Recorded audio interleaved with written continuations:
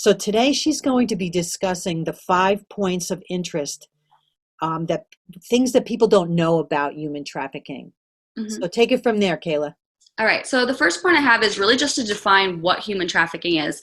From my experience, I've encountered so many people who ask me what my major is, and they're just like, well, what is exploitation? What is trafficking? So 821 Ministries defines it as the illegal trade of human beings. It is the recruitment, control, and use of people for their bodies and their labor. So people all over the world are trafficked through force, fraud, and coercion. Another really insane statistic about it is that human trafficking generates over $150 billion per year. It's researchers have actually said that human trafficking is growing at a much more rapid rate than the illegal drug trade, simply because of the fact when you use a drug, you use it one time and it's done. But with people, you can use them over and over and over and over again and keep charging people a price over and over again. So it's actually starting to outshine the illegal drug trade because you can use it over and over again. And the final point I want to make about that is there are actually more people enslaved today than at any other point in history.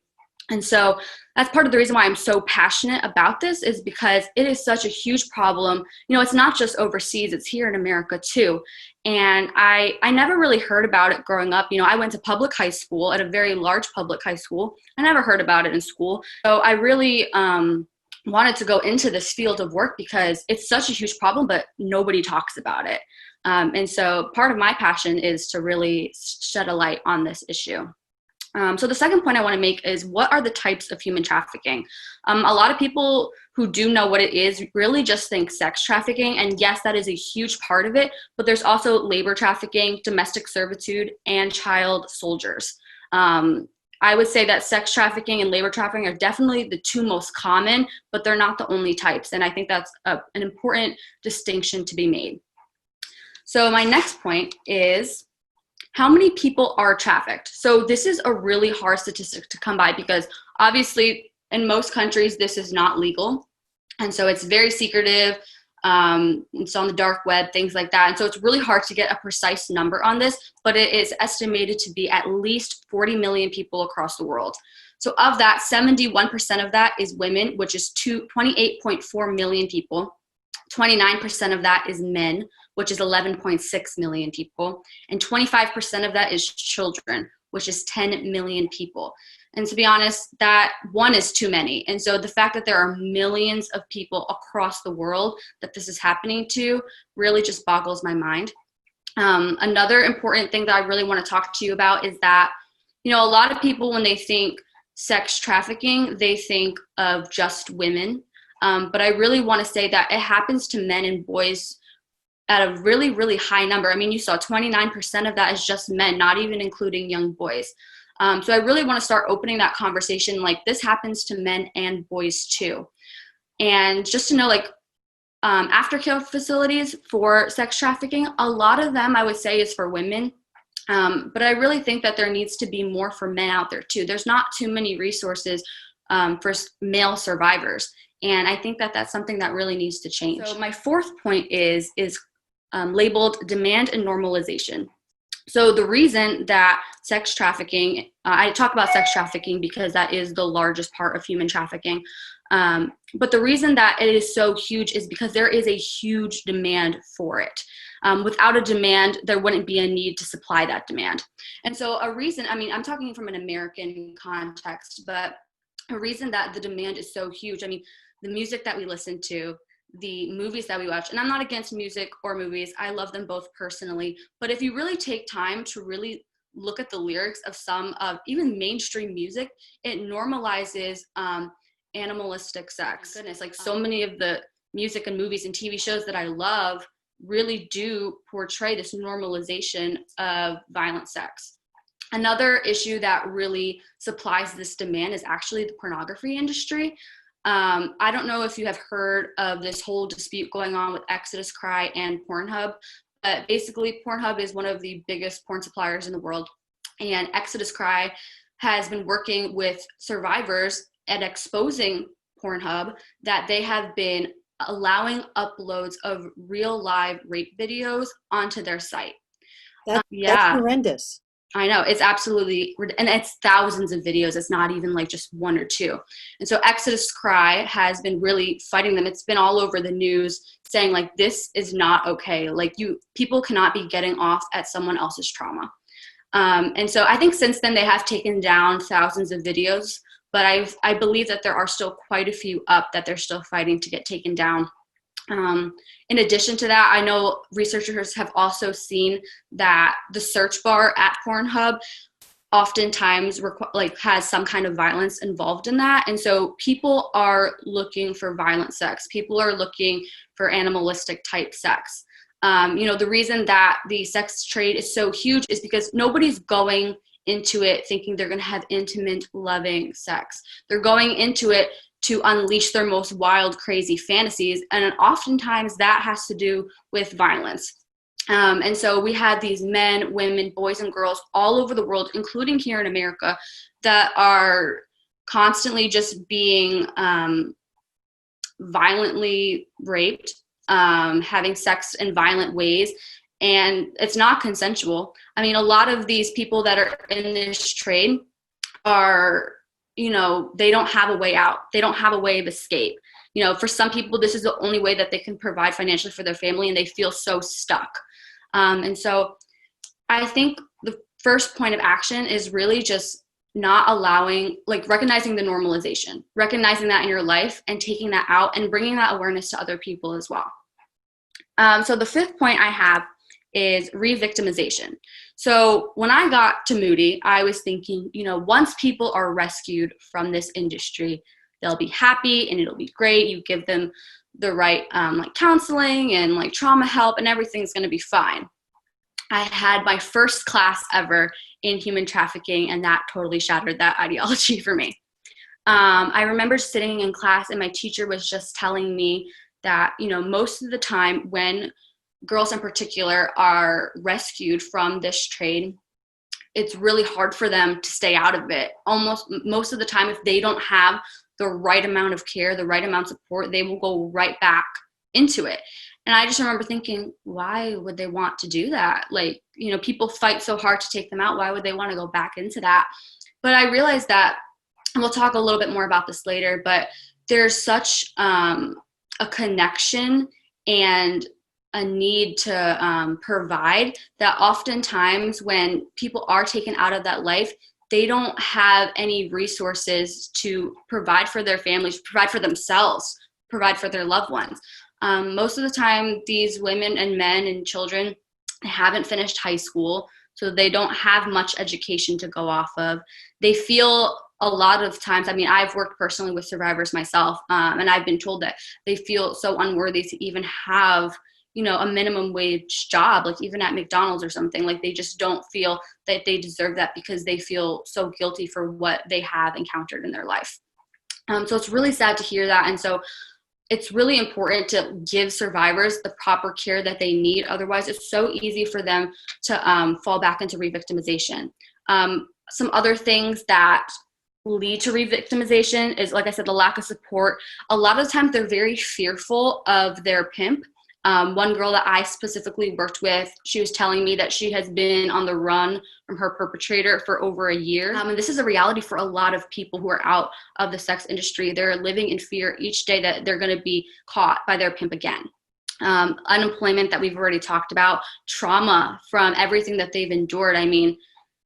I've seen people who are really, really, really traumatized and they can't even function. And oftentimes that trauma leaves someone paralyzed and unable to do what they're supposed to do. And then the last thing is their attachment to their pimp, which is also called grooming, which we're going to talk about a little bit later. So those are really my 5 points. And yeah, human trafficking is just a really dark and scary field. And I think it's really something that needs to be talked about because it happens all too frequently. So what are the largest areas of trafficking? Yeah, so the largest areas of trafficking in the world. So some of the top countries are Cambodia, Saudi Arabia, North Korea. Just because, a lot of times when I talk about human trafficking with people, they just think, places like Cambodia, they think Thailand, they think very far away places. But in reality, it's happening right here in America in our backyards. It's not just happening in Vegas. It's happening in my town. It's happening, I'm sure, where you live too. So I want to read this quote that I found from the Human Trafficking Illinois fact sheet. It says, precise statistics on sex trafficking in the U.S. are difficult to obtain, but it is said that the U.S. is considered the world's major transit destination for human trafficking. So I just want everyone who's listening to this to know that it's not just happening across seas. It's happening here. It's happening now. It's happening to children here. It doesn't happen just to children out there. Some of the biggest states of human trafficking are California, Nevada, New York, and Georgia. But trafficking is happening in every state. There's not one state that's exempt from this. So, what are the signs? Like that's a scary thing. What are the signs that you can be aware of that somebody might be like maybe lurking around, or or if somebody's in trouble? What are those kind of signs that we should be aware of? I think a big misconception that I had myself was that these victims were kidnapped, and that's the big way that they were taken into this. I think the movie Taken also portrays it that way, that they're kidnapped and that's how they're put into the sex industry. But it really, most of the time, that's not how it happens. It's actually happening through something called grooming. So pimps will target people who they feel are vulnerable, and they'll start off as like their boyfriend or their caretaker. They'll buy them nice gifts, they'll take them to get their hair done, making this 14-year-old girl feel loved, feel safe, feel valued. So who do these pimps target? That's the real question here. So there's a couple of factors. I have 9 listed on things that make somebody more susceptible to being groomed by a pimp. The first one is instability in their home. The second one is violence, abuse, poor education, substance abuse, poverty, homelessness, unemployment, and isolation. So, and yet this is not just 14-year-old girls. This can also be like full-grown adult women too, and men and boys. They'll target people who have either one or more of these risk factors. And like I said, they'll groom them. And so this person will start to trust their pimp, thinking like, this person really loves me, he really cares about me. And so then that's when the pimp will go, well, hey, can you do me this one favor? I have a client, blah, blah, blah. And then it just snowballs from there. But the reason that it's so hard for people to leave after they've been rescued is that they have this connection to their pimp, because even though he's doing these horrendous things to them, they think, well, he still loves me because he still buys me these nice gifts. He still tells me that I'm beautiful. He still tells me this. He still does this.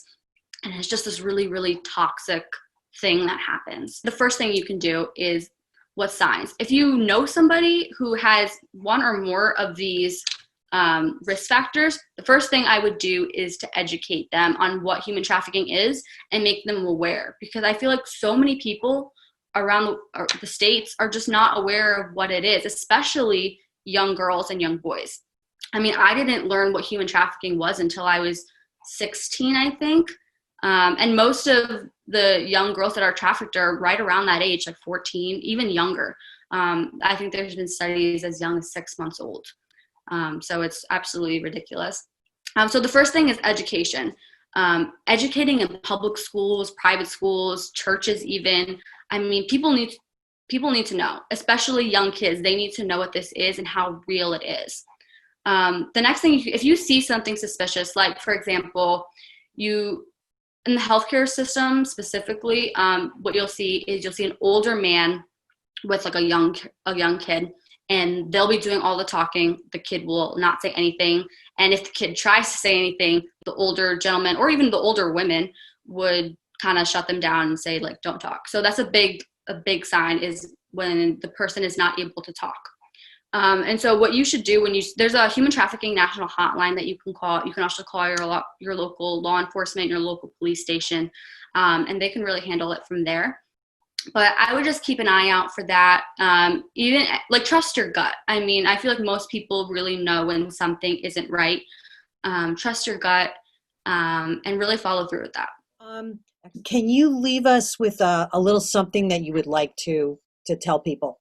This is a really grave injustice that is happening all across the world, like I've said throughout this whole talk.